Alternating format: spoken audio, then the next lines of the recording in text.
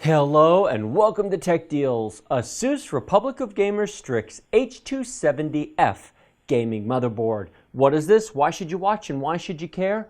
Are you looking to put together a premium mid-range gaming computer in about the $1,000 price range? Are you looking to put together a new Kaby Lake build with something such as the i5 7600 CPU? Then stop, you've come to the right place. This is a premium, high-end H270 motherboard designed for the non-overclockable Intel chips, and it's got most every feature you could want in such a board. Now I'm going to talk about the general features of this board, what comes in a box, then do some close-up shots and talk to you about the features on the board itself, and then what you might consider if you want something a little less expensive. But first of all, let's talk about why this is worth the $140 they're asking.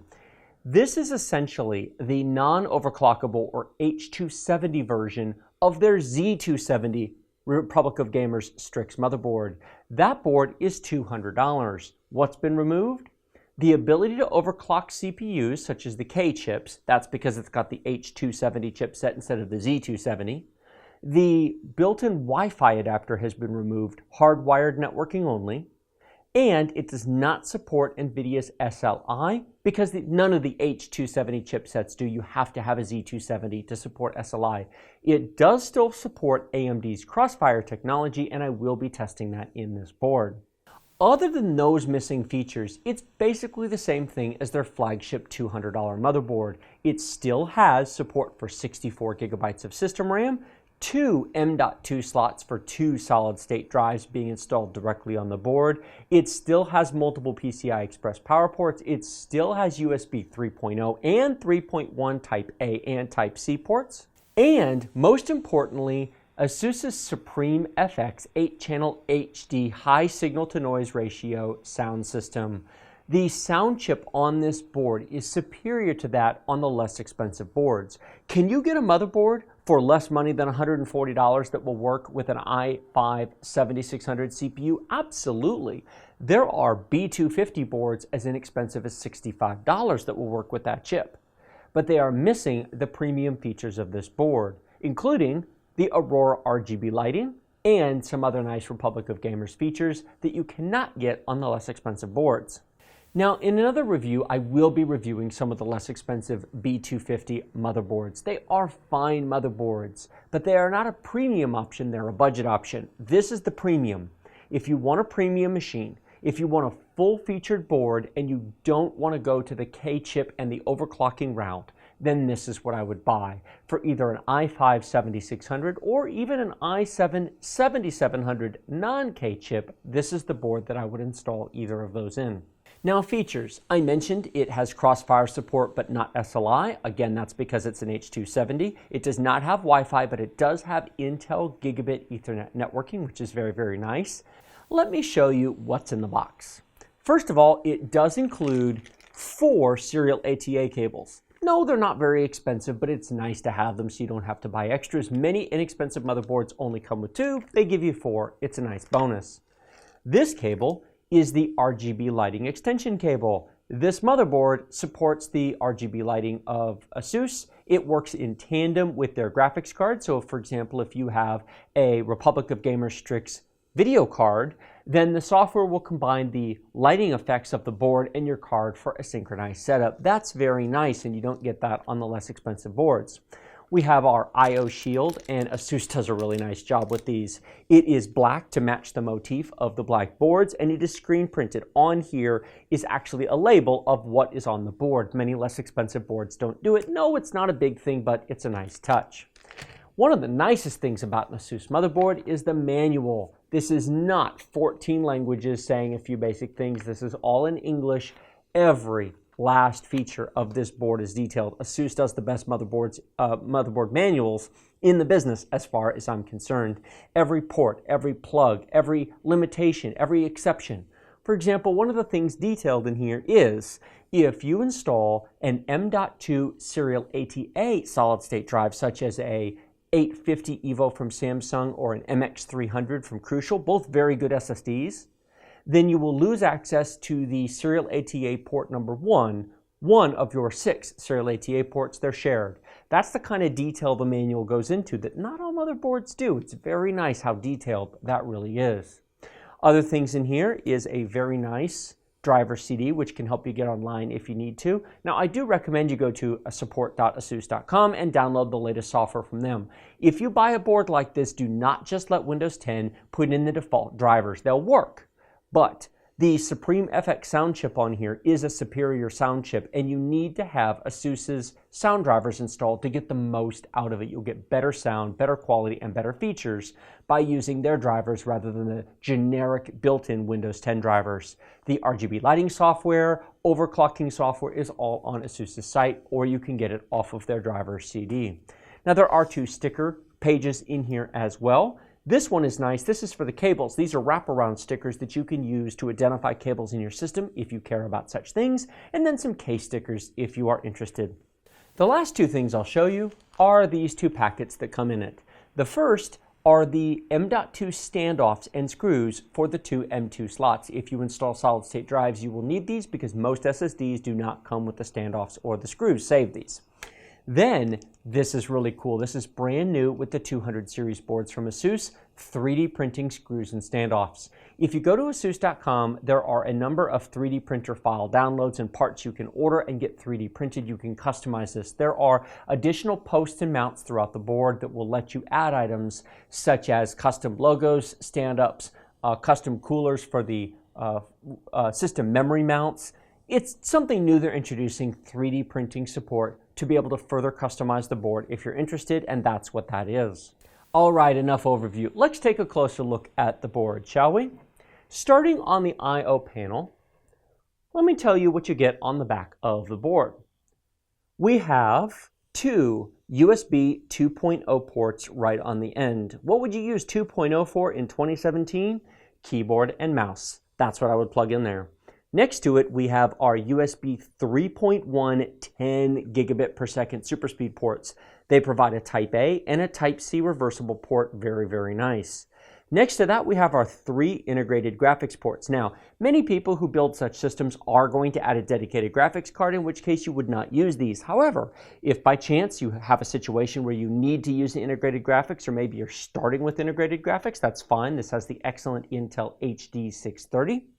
The top port is a DVI-D port, and then you have a display port and an HDMI port. That display port does support 4K at 60 Hz if you are interested in running a 4K monitor or connecting to a 4K television. Next to that, we have a dual-purpose PS2 port. This will connect to either a PS2 keyboard or mouse should you have one, and then 2 more USB 2.0 ports. What would you use these for? Printer, webcam, or other slower speed device. Next to that, we have Intel's excellent gigabit Ethernet networking port, basically the best in the business. Wonderful, wonderful port. Then we have 2 USB 3.0 5 gigabit ports. What do you plug into there? External hard drives largely. That's what you're going to plug into there. And then finally, we have our 8-channel sound outputs. These are configurable and reallocatable jacks, so you can basically plug in anywhere you want. They are not committed to any one thing, and you also have an optical out, which is very nice. Now, moving to the far side of the board, let me show you the serial ATA ports. We have 6 of them arrayed straight across the board right here. As I mentioned before, you will lose access to port number 1 if you install a serial ATA M.2 SSD. That is not true if you install an NVMe solid-state drive such as a 960 EVO, unless you install 2 of them. If you install 2 of them, then you lose ports 5 and 6. That's everything along that side of the board. Let me bring you to the top of the board up here, and we'll work our way from the top down. The first thing we have up at the very top is our 8-pin EPS CPU power connector, pretty standard on mid-grade and higher motherboards. That powers our CPU. Coming across the top, we have our 24-pin ATX power connector next to our 4 memory modules that support up to 64 gigabytes of system RAM. Right in the center, you can see our CPU mount. I will show the installation of the CPU when we actually do the build video. And then just below the 2 heat sinks for the voltage regulators, you can see 2 of our case and chassis fan mount connectors right there. Next to the RAM slots, we have 2 more CPU fan connectors. These can be used for case fans or CPU or liquid coolers. There are 5 in total, plenty for most cases that you would put such a board in. Directly below the 24-pin ATX power connector, you're going to see our USB 3.0 output for the front headers. And then below the CPU itself, you'll see our first M.2 slot. An interesting difference worth noting, the Z270 boards require that an M.2 solid-state drive be installed in the bottom M2 slot. This board requires that it be installed in the top one. So if you're buying this board and you want to install an MX300 or a 950 EVO serial ATA drives, they have to be installed in this mid-level mount right here. If you are getting a Z270 board, it actually goes in the bottom slot. Just a minor difference, but it's worth pointing out if you're curious. Moving down to the lower half of the board, we have two 16X PCI Express slots. These slots support two graphics cards. The top one is an X16 slot and the bottom is an X4 slot. It's physically an X16, but it's electrically an X4. This board does support two cards in Crossfire. It does not support SLI, as I mentioned before. Further down at the bottom of the board, you can see the M.2 slot I mentioned before. This only supports a PCI Express NVMe drive, such as a 960 EVO. You cannot install two serial ATA M2 drives, just one. The other one has to be populated by a PCI Express solid-state drive. And there's several additional 1X PCI Express slots for the installation of additional cards if you need them. Moving to the very bottom of the board, we can look at our additional connectors that go to the rest of our system. The very first connector, starting on the left, is the front audio panel output. This is where you're going to connect the headphone and microphone jacks to the front of your computer. Next to that is a COM port. Yes, a good old-fashioned serial port. They're still providing these. A few people need them, most don't. In all likelihood, you'll never use that. Then we have our Rgb header. This is for our Aurora RGB case lighting system. Please note that this motherboard only has one output for the RGB lighting system, whereas the Z270 boards have two. That is one difference. One of the compromises made to save $60 on the board is there's only one RGB header. Next to that, we have our trusted platform module. Odds are you'll never use that. That's more of a business feature, but it's nice to have if it's the sort of thing you care about. Next to the TPM slot, we have the ROG extension port. Now these are actually dual purpose ports. The right-hand side of this is a USB 2.0 header. However, if you use them together, they work with the custom Republic of Gamers additional add-on modules available at ASUS.com, one of which is an overclocking control panel, a breakout box for the front of your system. If you're interested in that, check those out at ASUS.com. Most people will use this as a USB 2 header, and there's one right next to it as well. Now, why would you want USB 2 headers? Now, first of all, your computer case might very well have two USB 3 and two USB 2 ports on the front. If it does, you'll need one of these for the USB 2 ports on the front of your case. If you don't need it for that, then you might need it for either power supply or a Corsair Link if you have liquid cooling. You really wouldn't have liquid cooling on this, but if you did by chance want to for whatever reason, you could use it for that. Odds are either case plugs, or you can also get a $6 adapter that goes to one of your back external case mounts that will let you put two additional USB 2 ports on the back of your system. Next to that, we have another USB 3.0 header. Now, there are two of them on this board. If you have a case that has 4 USB 3 ports on the front of the case, you'll need both of these, the one on the bottom and the one on the side.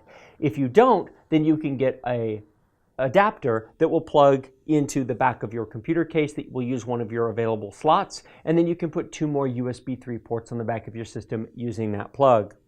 Next to that, we have an external fan connector, which honestly I've never used, but there are probably people who want to use such things.